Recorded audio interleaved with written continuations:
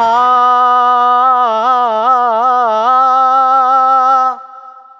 നിനക്ക് തോന്നിയില്ലേ ഞാൻ നന്നായിട്ട് പാട്ട് പാടുന്നു? ഇത് തന്നെയായിരുന്നു എൻ്റെ പ്രശ്നം. ഞാൻ ഇങ്ങനെ പാട്ട് പാടി സോഷ്യൽ മീഡിയയിൽ ഇട്ട് കഴിഞ്ഞാൽ അപ്പം തന്നെ ഫസ്റ്റ് കമൻറ്റ് വരും, വല്ല പണിക്കുമ്പോടാ. ഈ പറയണവൻ്റെ വീട്ടിൽ അവൻ്റെ വീടിൻ്റെ ഫ്രണ്ടിൽ കൂടെയാണ് ഞാൻ ഡെയിലി പണിക്ക് പോകുന്നത്. എന്നാലും അവനിത് പറയും. അടുത്ത കമൻറ്റ്, ഇവിടെ തുറക്കാൻ പാടില്ലല്ലോ, ഭയങ്കര വെറുപ്പീരാണല്ലോ. എന്നിട്ട് ഇവൻ തന്നെ ഇവൻ്റെ അമ്മൂമ്മയുടെ അടിയന്തരത്തിന് വരെ എന്നെ വിളിച്ച് പാട്ട് പഠിപ്പിക്കും. അന്ന് പാടിയ പാട്ട് ഞാൻ അന്ന് വൈകുന്നേരം സ്റ്റാറ്റസ് ആക്കി കഴിഞ്ഞാൽ അന്നേരം അവൻ പറയും, നിന്നൊക്കെ ഏതാ ലെവലാതെയാണ് ഈ പരിപാടിക്ക് വിളിക്കുന്നത്. ഒരു പാട്ടുകാരനാവാൻ ശ്രമിക്കുമ്പോൾ എനിക്ക് തന്ന പ്രോത്സാഹനമാണ്. ഇത് മാത്രമൊന്നുമല്ലേ, കഴിഞ്ഞ ദിവസം ഞാൻ വൈഫിൻ്റെ ഫാമിലി എല്ലാവരും കൂടെ ലുലു മാളിൽ കറങ്ങാൻ പോയപ്പോഴത്തേക്കും ഒരു ചേട്ടൻ എൻ്റെ അടുത്ത് വന്ന്, എവിടെയോ കണ്ട് പരിചയമുണ്ടല്ലോ എന്ന്. ഞാനാണ് ഈ ഫണ്ട്സ് പോണൊക്കെ ചെയ്തിട്ട് സ്റ്റാറായിട്ട് നിൽക്കുള്ളൂ. അതെ മനസ്സാണ്, അതെ സ്റ്റാൻഡപ്പ് കോമഡിയാണ്. അത് കോമഡി അല്ല, പാട്ട് പാടുമോ? പിന്നെ ഞാൻ സ്കൂളിലും ഫേസ്ബുക്കിലൊക്കെ ഇഷ്ടംപോലെ പാട്ട് പാടി തിളങ്ങിക്കുക. അപ്പോൾ പറഞ്ഞ് ഫേസ്ബുക്കും വാട്സപ്പൊന്നും എനിക്കില്ല, നമ്മൾ അടുത്തിരുന്ന് ഇങ്ങനെ പാടിയിട്ടുണ്ട്. ഗാനമേളയ്ക്ക് പാടുവോ? അല്ല. പെട്ടെന്ന് പുള്ളി പറയുവാണേ, മുല്ലപ്പന്തൽ ഷാപ്പിൽ ഡെസ്കിൻ്റെ അപ്പുറത്തും ഇപ്പുറത്തും ഇരുന്ന് നമ്മൾ കൈകൊട്ടി പാടിയിട്ടുണ്ട്. ഇത്രയും സോഷ്യൽ മീഡിയ കിടന്ന് ഞാൻ അലറി വിളിച്ചിട്ട് പുള്ളിക്ക് അതൊന്നും പറ്റിയില്ല. ഞാൻ പണ്ടെങ്ങാണ്ട് ഷാപ്പിൽ പോയ സാധനമാണ് വരുന്നത്. ഞാൻ വൈഫിനോട് പറഞ്ഞ്, പുള്ളി കള്ളാണ്, പറയുന്ന മുഴുവൻ കള്ളമാണ്. കഷ്ടകാലത്തിനപ്പം തന്നെ എൻ്റെ മൊബൈൽ റിങ് ചെയ്ത്. അതാണ് ഈ മറ്റേ പാട്ട്, കുതന്ത്രതന്ത്രതന്ത്രമൊന്നും അറിയില്ലടാ, കുടിച്ച കള്ളമൊന്നും പറയില്ലടാ. ഈ പാട്ടൊക്കെ നമുക്ക് തന്നെ പാര. അതുകൊണ്ട് ഞാൻ വിചാരിച്ചു ഇനി പാട്ടുകൊണ്ട് ഞാൻ രക്ഷപ്പെടില്ലെന്ന് വിചാരിച്ചിട്ട് പാട്ടുകൊണ്ട് നമുക്ക് എങ്ങനെ പ്രസിദ്ധി നേടാൻ പറ്റില്ല, കുപ്രസിദ്ധി. പാട്ട് വെച്ചുകൊണ്ട് ഞാനിപ്പോൾ ഇൻഫ്ലുവൻസറാണ്, അതായത് പഫ്ലുവൻസർ. മനസ്സിലായില്ലേ? അതായത് പാട്ട് വെച്ചിട്ട് ഞാൻ സോഷ്യൽ മീഡിയ കണ്ടന്റുകളായ കുത്തിത്തിരിപ്പ്, വിവാദം, മോട്ടിവേഷൻ, തേപ്പ്, ഇങ്ങനെയുള്ള സാധനങ്ങളെ കുറിച്ച് ആൾക്കാർ ക്ലാസ് എടുക്കണം. ഉദാഹരണത്തിന് നമുക്ക് പ്രസിദ്ധി പറ്റിയില്ലെങ്കിൽ കുപ്രസിദ്ധിയാവുക. ഒരു 2 വരി എടുത്തിട്ട് നമുക്ക് പെട്ടെന്ന് വിവാദത്തിലേക്ക് കയറാൻ പറ്റും. ഉദാഹരണത്തിൽ വളരെ നിർദോഷമായ ഒരു പാട്ടാണ്, ആലായാൽ തറ വേണം, അടുത്തൊരമ്പലം വേണം. ഇത് പാട്ടി കിറ്റായി കഴിഞ്ഞാൽ ചെറിയ മാറ്റം കൊടുക്കുക. ആലായാൽ തറ വേണോ, അടുത്തൊരമ്പലം വേണോ. അപ്പം തന്നെ ചെറിയൊരു കുത്തിത്തിരിപ്പ് അവിടെ വന്നു കഴിയും. അടുത്ത വരി എന്ത് ചെയ്യണം വെച്ചാലേ നമ്മളങ്ങ് രജിസ്റ്റർ ചെയ്യണം. ആലായാൽ തറ വേണ്ട, അടുത്തൊരമ്പലം വേണ്ട, ആലിനു ചേർന്നൊരു കുളവും വേണ്ട. തറ വേണ്ടെന്ന് പറഞ്ഞുകൊണ്ട് തറകൾ ഇടപെടും, അമ്പലം വേണ്ടെന്ന് പറഞ്ഞുകൊണ്ട് മതവികാരം വ്രണപ്പെടും, പിന്നെ കുളം വേണ്ടെന്ന് പറഞ്ഞുകൊണ്ട് പരിസ്ഥിതി പ്രവർത്തകർ ഇടപെടും. ഒരു 3 ആഴ്ച സോഷ്യൽ മീഡിയയും സൊസൈറ്റിയിൽ നിന്നങ്ങ് കത്തും. സത്യമായിട്ട് പറഞ്ഞാൽ ഇനി അടുത്തത് സ്ത്രീ പ്രാതിനിധ്യം. അതായത് പാടം പൂത്ത കാലം. ഈ പാട്ട് കേട്ട് കഴിഞ്ഞാൽ നിങ്ങളെല്ലാവരും സപ്പോർട്ട് ചെയ്യും. പക്ഷെ എനിക്ക് സപ്പോർട്ട് ചെയ്യാൻ പറ്റത്തില്ല. കാരണം ഇത്രയും റൊമാൻറ്റിക് ആയിട്ടുള്ള ഡ്യുവറ്റ് പാട്ടിൽ സ്ത്രീ പ്രാതിനിധ്യം എന്ന് പറയുന്നത് വെറുതെ ഹമ്മിങ്ങിൽ 1% താഴെയൊക്കെ ഒതുക്കി നിർത്തിയിരിക്കുക. എനിക്കിത് പറ്റില്ല.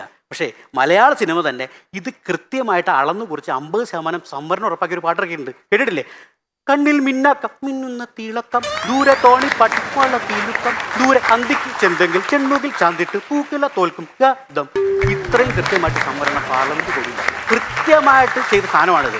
അതുപോലെ തന്നെ നമുക്ക് അടുത്ത എന്താ വെച്ചാൽ, നമുക്കറിയാം സ്ത്രീ എന്ന് പറയുന്നത് പുരുഷന്മാരുടെ വിജയത്തിന് എപ്പോഴും പിന്നിൽ നിൽക്കുന്ന ആളാണെന്ന്. അല്ലേ ഡയനക്ക് സംശയമുണ്ടോ? അത് സംശയം ഉണ്ടെങ്കിൽ തന്നെ ഞാൻ അതൊരു വിജയത്തിലേക്ക് ഞാനൊരു പാട്ടിൻ്റെ പോർഷൻ പറഞ്ഞുതരാം. അതിൽ കൃത്യമായിട്ട് വരച്ച് കാണിക്കുന്നുണ്ട്.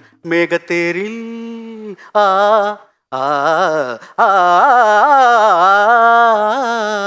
ഇത്ര പാടുപെട്ട് എന്ത് ചെയ്യണം എന്നറിയാവുന്ന ആ പുരുഷനെ രക്ഷിച്ചത് അവിടെ കൂടിയുന്ന കുഞ്ചാക്കോവനടക്കമുള്ള പുരുഷന്മാരല്ല, ഒരു സ്ത്രീയാണ്.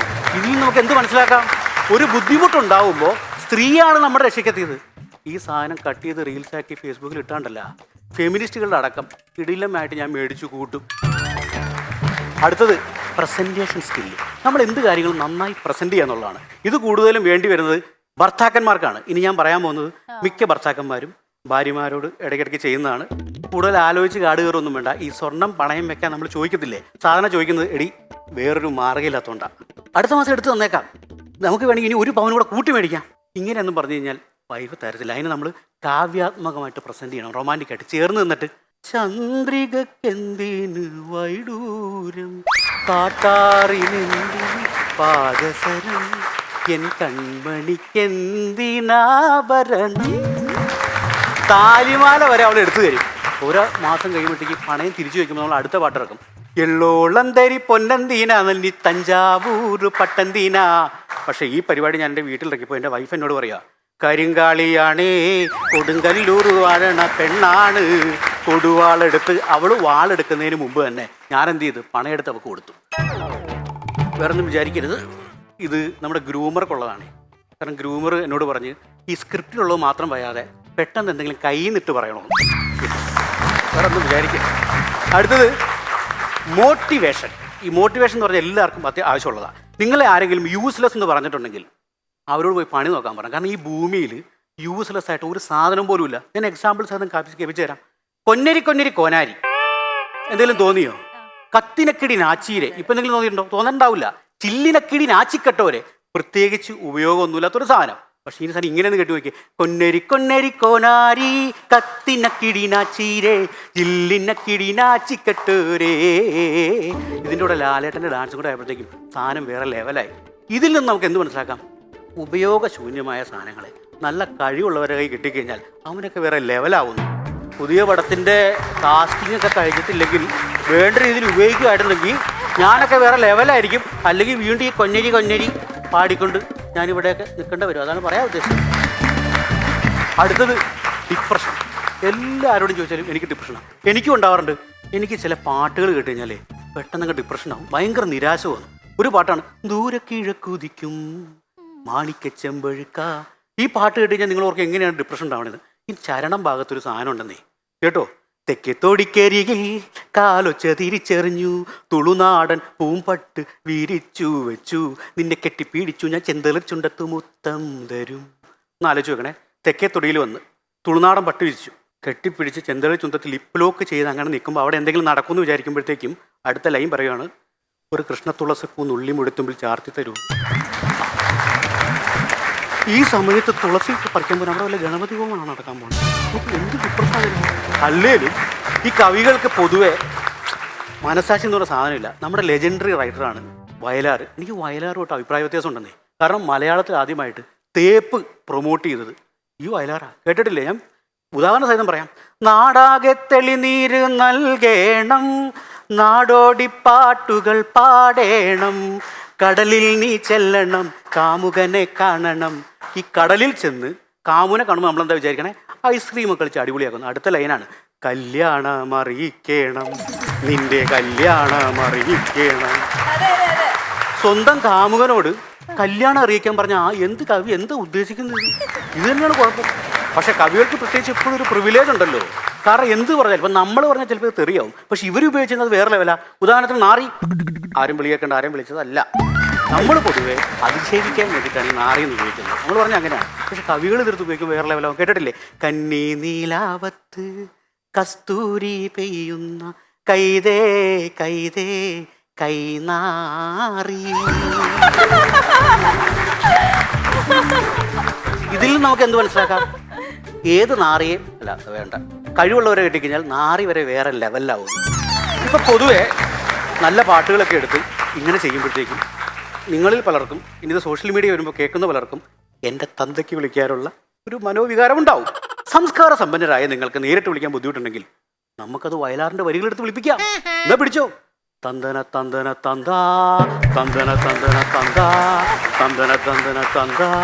ഇതൊക്കെ ഞാൻ പാടുന്ന പാട്ടുകളാണ്. ഇനി പരിപാടിയൊക്കെ കഴിഞ്ഞ് ഞാൻ നാട്ടിൽ കൂടെ നടക്കുമ്പോഴത്തേക്കും നാട്ടുകാർ എന്നെ നോക്കി പാടുന്നൊരു പാട്ടുണ്ട്. നാരി നാരി നാരി മുന്നേ നാരി നാരി നാരി നാരി നാരി നാരി മുന്നേ നാരി. നാറ്റിക്കരുത്. മനേഷ് മണി സൈനിങ് ഓഫ്.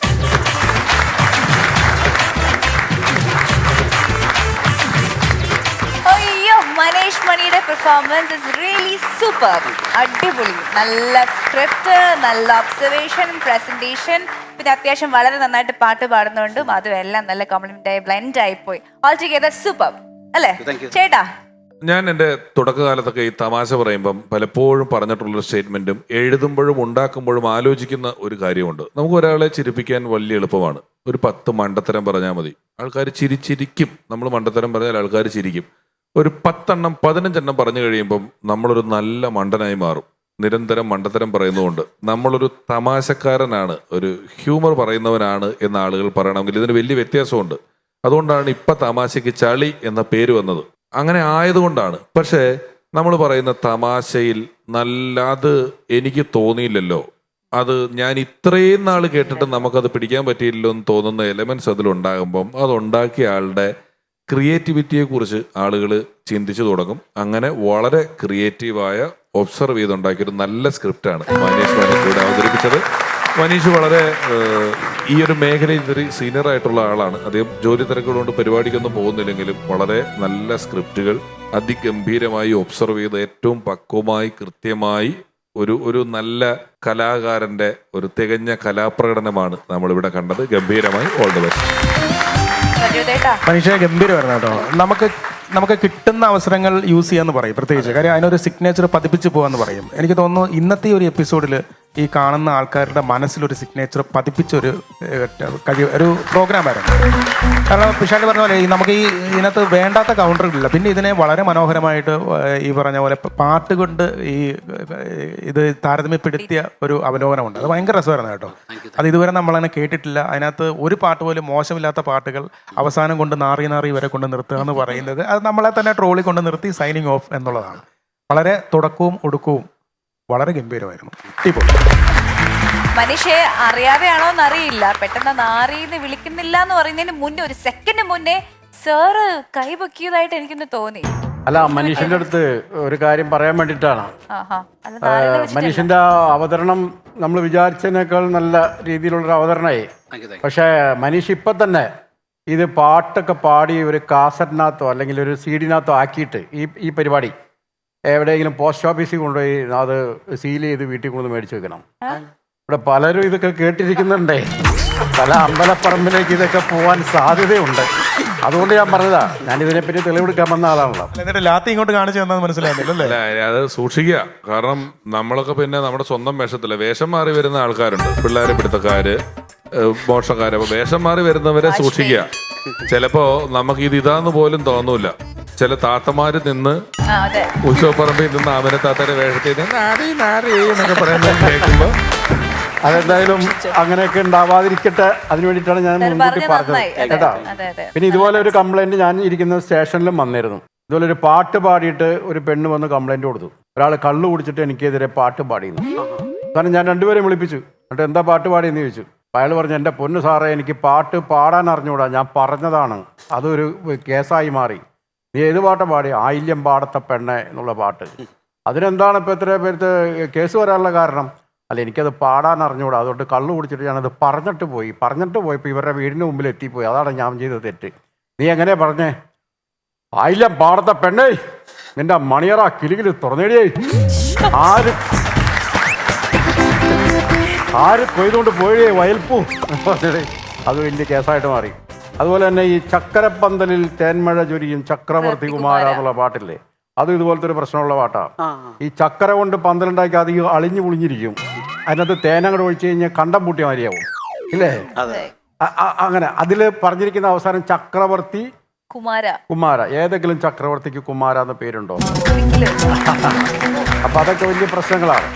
അതാണ് എനിക്ക് പറയാനുള്ളത്. നമുക്കിനി ഒരുമിച്ച് ചെയ്യാലോ. എന്താ പറഞ്ഞ? നമുക്ക് ഒരുമിച്ച് വേണമെങ്കിൽ ചെയ്യാലോ. കാരണം അത്യാവശ്യം പറഞ്ഞാലോ നല്ല. എടാ, നിനക്കങ്ങനെ തോന്നും ഈനാമ്പച്ചിയും മരപ്പട്ടിയും ഒരുമിച്ച് എന്ന് തോന്നും. ഞാൻ ഈനാമ്പച്ചി ആവാൻ താല്പര്യപ്പെടുന്നു. തീർച്ചയായിട്ടും. അപ്പം നീ എന്നെ മരപ്പട്ടി എന്നാ വിളിച്ചത് അല്ലേ? ഓക്കെ. നിന്റെ സ്റ്റേഷൻ എവിടെ? എന്റെ station railway station south. Railway station south. അവിടെ റെയിൽവേ പോലീസ് ഉണ്ട് കേട്ടോ, ഞാൻ പറഞ്ഞേക്കാം. മനീഷ് വൺസ് അഗൈൻ അടിപൊളിയായി. പറയാനുള്ളത് ഈ ജോലി തിരക്കുകൾക്കിടയിലും do be a part of our show. Okay. All the best. Marks നമുക്ക് കുറച്ച് കഴിഞ്ഞറിയാം. Thank you.